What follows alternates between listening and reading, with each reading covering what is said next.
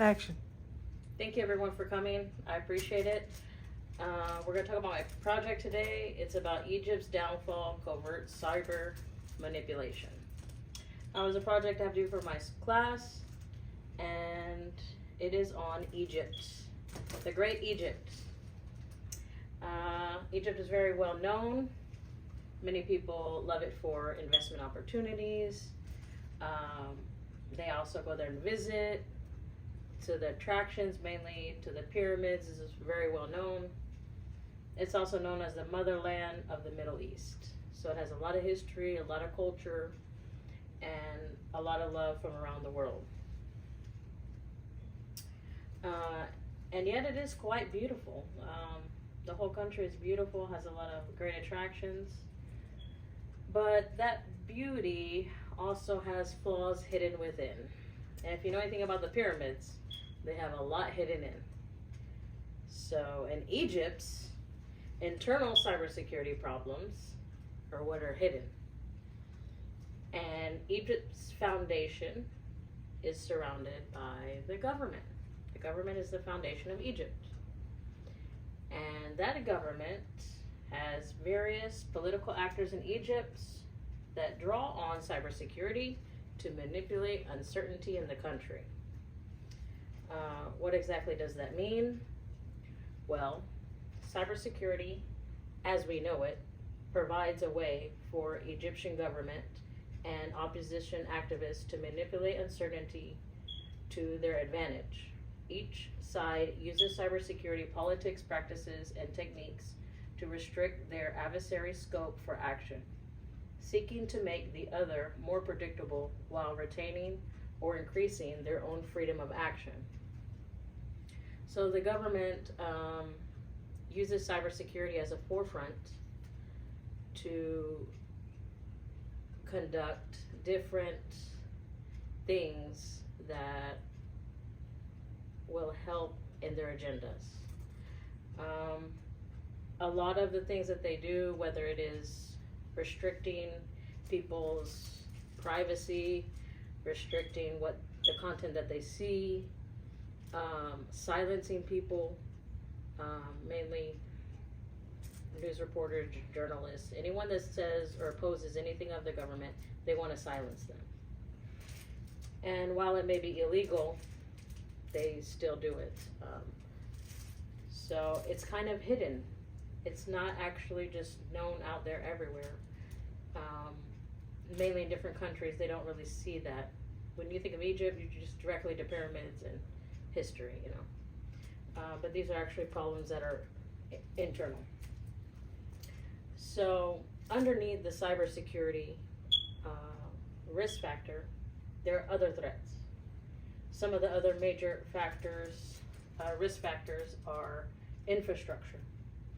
Not necessarily the infrastructure of the physical, like servers or computers or locations, no. While that is an issue, and that's an issue everywhere in the world, including here in the United States, we have old servers, outdated, old firmware on them. But one major one for Egypt that is quite extraordinary is the physical internet lines that are on land, physically on land, not underwater. And they also incorporate many countries' entangled lines in that one location. So one of the most vulnerable places on the internet is Egypt's landlines. This is an actual line, internet lines, that go under the sea. There's an actual picture of them. And as you can see, they're not really thick. It's maybe 2, 3, maybe 4 inches maximum, the width of them. And they go underneath the water, which is really a better place for them to be, because it's difficult for someone to get all the equipment and go down there underneath the water and sever them some kind of way, or put some kind of snooping device on them. It's difficult to do that underneath the water. So it's really a better place for it to be would be underwater. But Egypt has a different thing. Egypt has 16 of the locations of internet lines all around in Egypt. As you can see, close to Alexandria. Then you have Port Said over here, all the way down to Zafrana and Ras Gerbe. So, as you can see, these lines that are going across the country, there's 16 of them.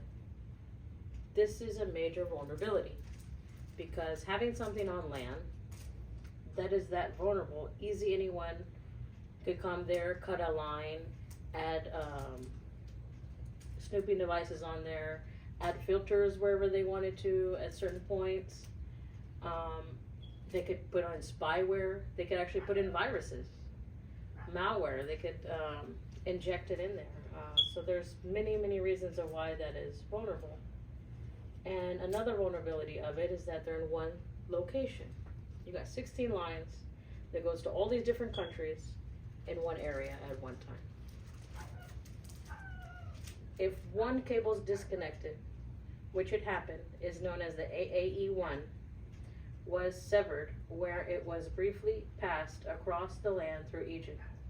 One other cable was also damaged in the incident, with the cause of the damage was unknown. However, the impact was immediate. It affected about 7 countries and a number of over-the-top services. So think about that. One cable that's cut affects 7 different countries.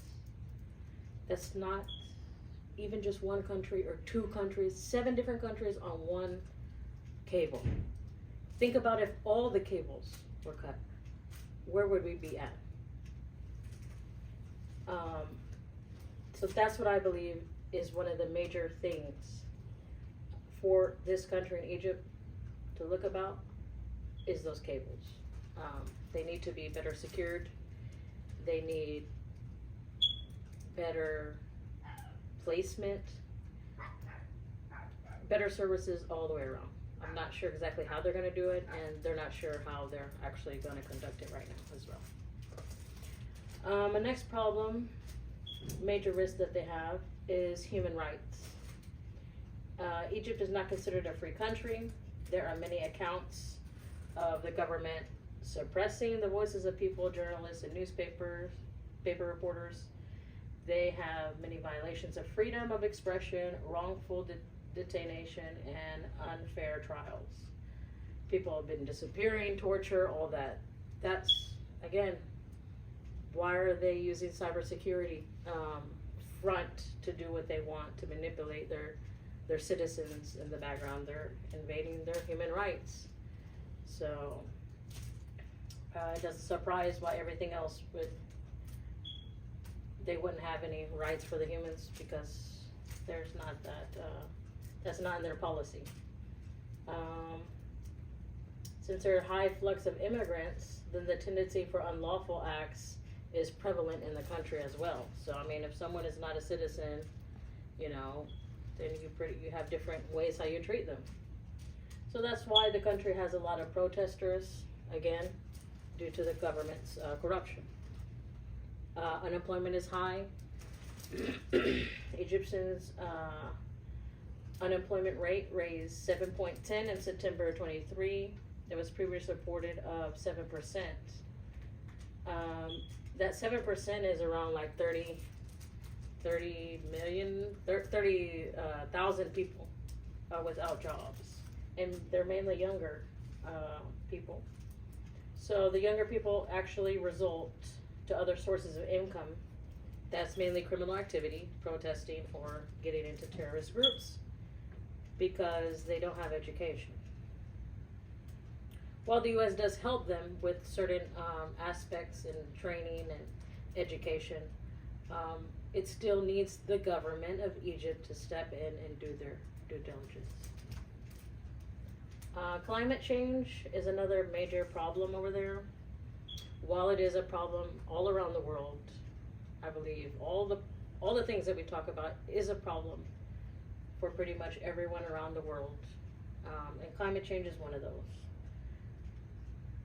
In Egypt, they face extreme temperature changes, storm winds, pest, raising sea levels, and their water availability is a problem. And the wastewater is actually another problem because they don't really know how to handle it the correct way. The U.S. also helping to try to train them, give them money, and support the farmers and teach them about water treatments, nutrition, agriculture, the quality of services, renewable energy, all those different things. The U.S. tries to help them, giving them a lot of money, and yet they use the money for different things. So again, the government is the main issue when it comes to all these different things. Of course, climate change not necessarily has to just do with government, but there are things that they could do to help subsidize any problem. So in conclusion, Egypt is loved by everyone around the world. They have a lot of good things about them, a lot of good for investment opportunities, but when you have a government that uses cybersecurity as a forefront for their own manipulational purposes, that's not someone that you can really trust. So with that being said, no matter how much good things it could have, if you have a foundation that is not stable, then it's only a matter of time that the rest will fall as well. There are solutions that they are trying to use to mitigate problems, including cybersecurity laws. They have implemented a lot of different laws, and I do applaud them for that. However,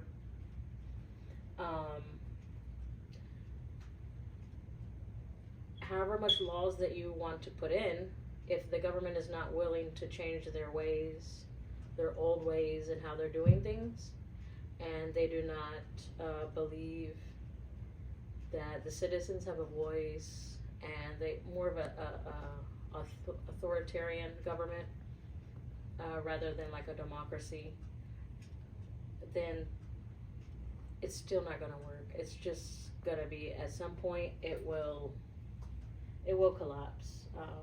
Everyone needs a voice, and everyone should have the freedom to believe as they believe is correct. So that being said, that concludes my project, and thank you for coming. I hope you enjoyed it.